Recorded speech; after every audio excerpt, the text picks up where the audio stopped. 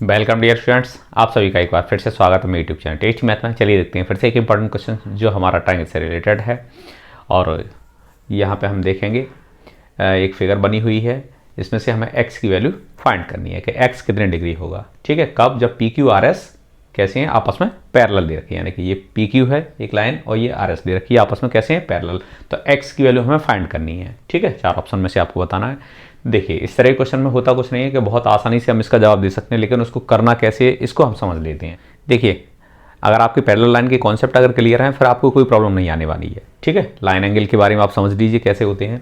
देखिए, ये हमारे पास में 2 लाइन पैरेलल दे रखी हैं।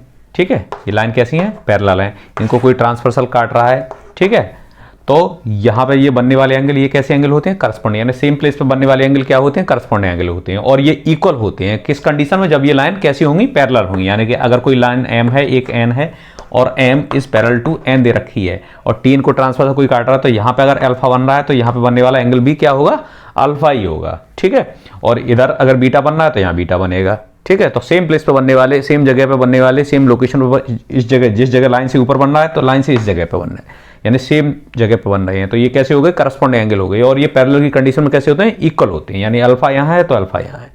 नीचे अगर यहाँ पे x बन रहा होता तो यहाँ x होता, इधर यहाँ y बन रहा होता तो यहाँ नीचे y बनेगा। ठीक है, तो ये एक कंडीशन आ जाती है करस्पॉन्डिंग एंगल की। दूसरा हमारे पास में कौन सा होता है, ऑल्टरनेट एंगल। अगर अल्फा ये है तो ये अल्फा भी, ये भी अल्फा होगा, ये अल्टरनेट इंटीरियर एंगल हो जाएंगे। ठीक है, और दूसरा एक क्या होता है, यहाँ पे जो बनने वाला एंगल ये वाला और इस जगह बनने वाले एंगल ये आपस में क्या कहलाते हैं, ये कहलाते हैं को इंटीरियर एंगल या angle on the same side of the transversal, transversal की एक ही साइड में। यानी कि यहाँ ये अल्फा है और इसको हम बीटा माने तो इनका अल्फा प्लस बीटा का जो सम होगा वो कितना होता है, 180 होता है। ठीक है, इनका अल्फा और बीटा का सम कितना होता है, 180 होगा। ठीक है, alpha plus beta equal to कितना आएगा, 180। यानी कि same side of the transversal जो एंगल बन रहे हैं ये, इनको हम क्या कहेंगे, को इंटीरियर भी बोलेंगे। अल्फा प्लस बीटा ये 180 होता है। ठीक है, तो ये 2-3 हमारे पास में जो कॉन्सेप्ट हैं आप इनको ध्यान में रखेंगे तो फिर आपके लिए कोई प्रॉब्लम नहीं आएगी। तो अब यहाँ से देख लेते हैं।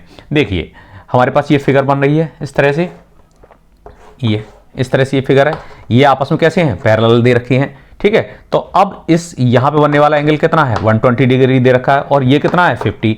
हम क्या करें, इस लाइन को आगे तक हम प्रोड्यूस कर दें, इसको आगे आगे इसी तरह से। तो जब हम जो लाइन आगे प्रोड्यूस करेंगे वो भी क्या होगी, वो भी पैरेलल ही होगी इस लाइन के। ठीक है, ये लाइन आगे हम इस तरह से बढ़ा दें इसको, तो ये क्या है, ये लाइन जब ये आपस में पैरेलल है तो ये लाइन भी तो इसी में से प्रोड्यूस की गई है, सेम आगे बढ़ाई गई है, तो वो भी क्या होगी, इस लाइन के पैरेलल होगी, वो लाइन भी क्या होगी, इसके पैरेलल होगी। तो यहां अगर हमारे पास 50 बन रहा है और ये ट्रांसवर्सल हो गया इसके लिए, इस लाइन के लिए, और ये लाइन पैरेलल है तो ये क्या है, ट्रांसवर्सल है। अगर ये 50 है तो ये भी क्या होगा, ये एंगल भी 50 हो जाएगा। ये 50 है तो ये एंगल भी कितना हो जाएगा, 50 डिग्री हो जाएगा, क्योंकि ये कैसे हो गए, करस्पॉन्डिंग एंगल हो गए। कैसे हो गए ये, करस्पॉन्डिंग एंगल।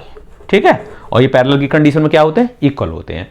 तो ये 50 है तो ये भी 50 हो जाएगा। अब हमारे पास में x ये वाला एंगल पूछा गया है और ये एक तरह से तुम्हें क्या दिखाई दे रहा है, ये ट्रायंगल दे रहा है और ट्रायंगल के ये बाहर क्या है, एक्सटीरियर एंगल है। अब हमारे पास में इस तरह से एक ट्रायंगल बन जाए और बाहर ये 120 दे रखा हो और ये 50 दे रखा हो। अब आप इस एंगल की वैल्यू नहीं निकाल सकते हैं। एक्सटीरियर एंगल में से क्या होता है, इंटीरियर वाले को माइनस कर देंगे तो दूसरा इंटीरियर रह जाएगा, कौन सा, ऑपोजिट वाला, क्योंकि सम ऑफ इंटीरियर जो exterior angle is equal to क्या होता है, sum of interior opposite angle. अगर ये 120 है तो ये 120 में से 50 माइनस कर देंगे तो ये कितना बचेगा, ये रह जाएगा 70 डिग्री। भाई इन दोनों का सम करके ही तो बाहर वाला एंगल निकलता है। एक्सटीरियर एंगल क्या होता है, इन्हें इंटीरियर ऑपोजिट एंगल्स का सम के बराबर होता है। तो ये 70 50 इज इक्वल टू 120। अगर हमें एक पता होगा तो बाहर वाली में से हम इसको माइनस कर देंगे, 70 120 में से 50 माइनस कर दे, 70 निकल आएगा। और 120 अगर ये पता होता तो हम इसको माइनस कर देते।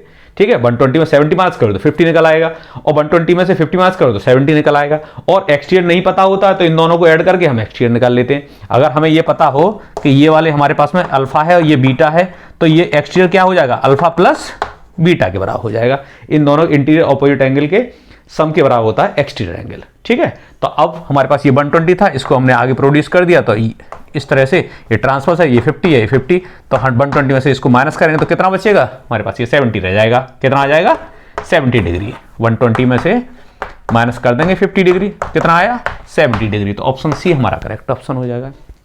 ठीक है, बहुत सिंपल कॉन्सेप्ट है, अगर आप इनको अच्छी तरीके से ध्यान में रखेंगे तो कोई प्रॉब्लम नहीं है इसमें, बहुत आसान होते हैं इस तरह के क्वेश्चन। ठीक है, तो इस लाइन को आगे प्रोड्यूस कर दीजिए, बस यहाँ से इसको हमने प्रोड्यूस किया, जब ये लाइन ये पैरेलल है तो ये लाइन भी क्या है आपस में, ये भी पैरेलल होंगी। ठीक है, और ये करस्पॉन्डिंग एंगल हो गए, इक्वल हो जाएंगे, एक्सटीरियर में से इसको माइनस कर दीजिए। ठीक है, तो इंटीरियर एक एंगल पता है, दूसरा भी हमें पता चल जाएगा। ठीक है, तो 70 डिग्री आ जाएगा। ठीक है, तो ऑप्शन सी हमारा करेक्ट ऑप्शन है।